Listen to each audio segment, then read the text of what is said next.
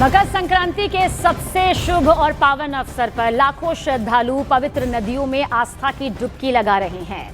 आपको तस्वीरें दिखाते हैं पवित्र तीर्थ स्थलों की, जहां पर भारी तादाद में श्रद्धालु पहुंचे और उसके बाद आस्था की डुबकी लगाते हुए नजर आए, क्योंकि आज मकर संक्रांति है।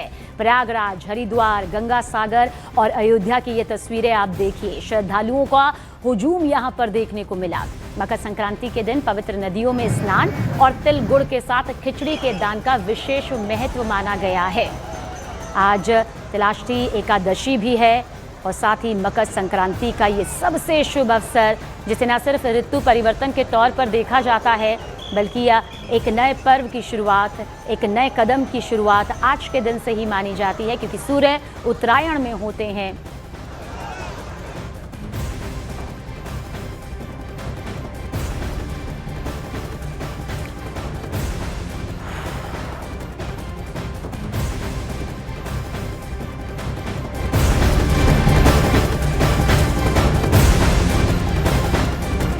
और देखिए, वहीं प्रयागराज में चल रहे माघ मेले के बीच लाखों की संख्या में श्रद्धालुओं की भीड़ पवित्र संगम में डुबकी लगाने के लिए पहुंच रही है।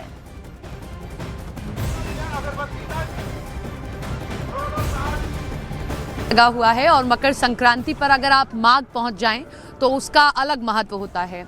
हमने एक भीड़ कुंभ में भी देखी, लेकिन प्रयागराज की इस धरती पर मैं आपको मकर संक्रांति पर ये तस्वीर दिखा रही हूँ। अच्छी खासी भीड़ दिखाई दे रही है। लोग सुबह सवेरे स्नान करने के लिए पहुंच रहे हैं। ये सभी लोग संगम नोज की तरफ जा रहे हैं, वहां पर ही इनकी ओर से स्नान किया जाएगा। आप देख सकते हैं एक जैसी उतनी संख्या नहीं है जितनी कुंभ में थी, लेकिन हाँ, एक अच्छी संख्या जरूर दिखाई दे रही है। जो स्नान होते हैं, जो स्नान वाले दिन होते हैं, इतनी ही बड़ी संख्या में लोग पहुंचते हैं। बच्चे, बुजुर्ग, आपको सब इस भीड़ में नजर आएंगे, क्योंकि मकर संक्रांति पर कहा जाता है कि अगर आपने स्नान संगम में कर लिया, आपने माघ मेले में अगर स्नान कर लिया मकर संक्रांति पर, तो उसका फल दुगना हो जाता है। ये देखिए, आप देखिए, लोगों की आस्था ही है जो इतनी ठंड में भी, कड़ाके की ठंड पड़ रही है। अगर मैं आपको बताऊं, यहाँ पर अच्छी खासी ठंड है, हम देख पा रहे हैं, लेकिन बावजूद इसके जहां तक आपकी नजर जाएगी, आपको सिर्फ और सिर्फ आम लोग ही नजर आएंगे। और इस भीड़ में एक उम्र के लोग नहीं, बल्कि हर उम्र के लोग, जैसे आप देखिए, जो चल नहीं पा रहे हैं वो तक आ रहे हैं, क्योंकि यही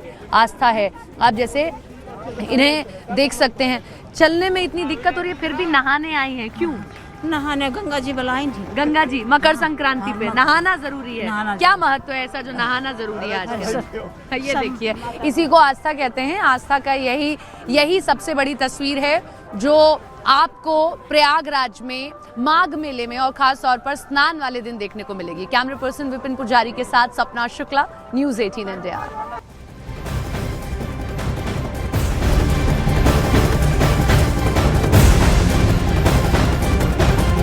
प्रयागराज के माघ मेले में 5 करोड़ रुद्राक्ष से बना शिवलिंग भी भक्तों के लिए आस्था का केंद्र बना हुआ है। मौनी बाबा ने महाकुंभ में 12 करोड़ रुद्राक्ष का शिवलिंग बनाया था और इस बार उन्होंने 5 करोड़ रुद्राक्ष का शिवलिंग यहां पर बनाया है।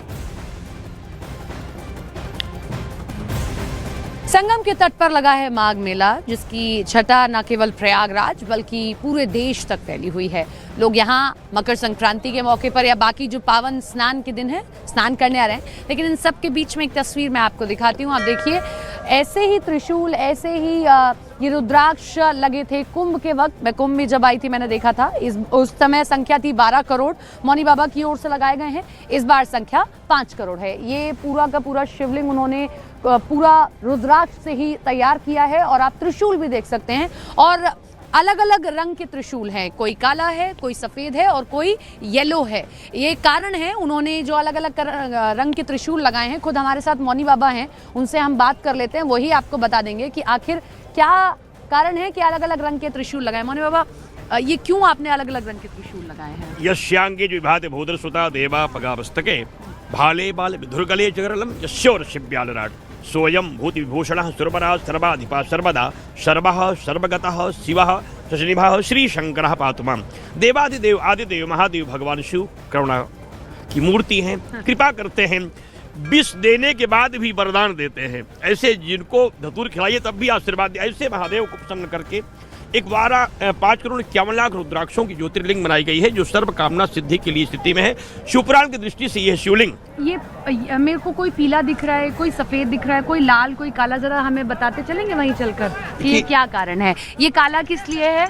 देखिए, ये काला त्रिशूल जिसे आप देख पा रही हैं, हाँ। ये आतंकवाद विनाश और बांग्लादेशी हिंदुओं के रक्षार्थ विशेष रूप से संकल्पित है। क्योंकि वर्तमान समय में बांग्लादेश के हिंदुओं के साथ अति अन्याय हो रहा है। मेरी बेटियां वहां अन्याय की शिकार हो रही हैं, जिसको बर्दाश्त अब नहीं किया जा सकता काला ये लगाया है। स्थिति में है।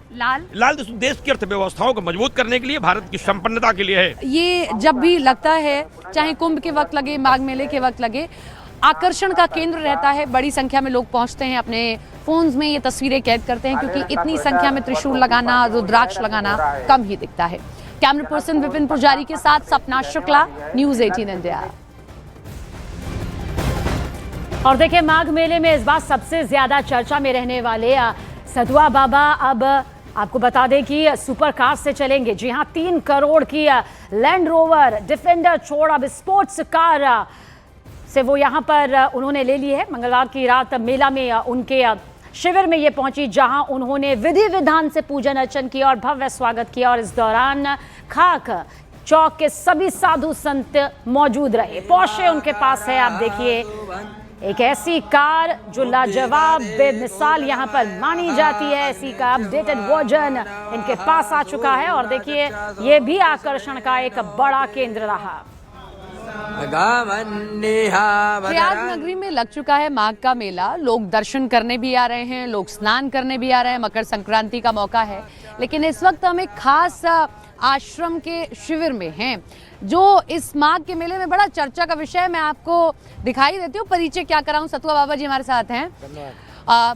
आपकी चर्चा हो ही रही है कि आप व्यवस्थाएं देख रहे हैं, लेकिन डिफेंडर की चर्चा हुई, अब मैं फरारी देख रही हूँ आपकी। आध्यात्म जगत में हाँ। सभी का प्रणाम है। चाहे वो डिफेंडर हो, चाहे फरारी हो, चाहे वो ठेला हो, चाहे ऊंट हो, ठेले से भी चले आप, चाहे ऊंट हो, चाहे ई रिक्शा हो, चाहे वो प्लेन हो, चाहे ट्रेन हो, हर प्रकार का वाहन में चलना चाहिए। अच्छा। और अपने पथ तक पहुंचना चाहिए। हाँ। व्यक्ति को वाहन का ध्यान नहीं देना चाहिए, हाँ। अपने पथ को ध्यान देना चाहिए। हाँ। अपने मुकाम तक जाना है, ये तय होना चाहिए। कुछ विपक्षी विरोधी कह रहे हैं कि भाई संत हैं, संत की वेशभूषा पहनते हैं, तो इतनी लग्जरी की जरूरत क्या है? जो विपक्षी हैं वो अपने परिवार में देखें कि हमेशा से पूरा परिवार लग्जरी में जीवन जिया है, भारत का शोषण किया है, और बच्चा पैदा हुआ है उनके घर में तो वो भी मुख्यमंत्री बना है, वो प्रधानमंत्री बनने के लिए खड़ा हो गया है, राष्ट्रीय अध्यक्ष बनने के लिए खड़ा हो गया है। अब उनको भारत में विकास हर जन जन तक हो रहा है, आध्यात्म जगत का हो रहा है। एक गरीब आदमी बड़ा आदमी बन रहा है तो उनके पेट में चूहे कौन दौड़ रहे हैं? स्वयं अगर इतना ही भारत की चिंता है तो स्वयं गाड़ियों से उतर के और जन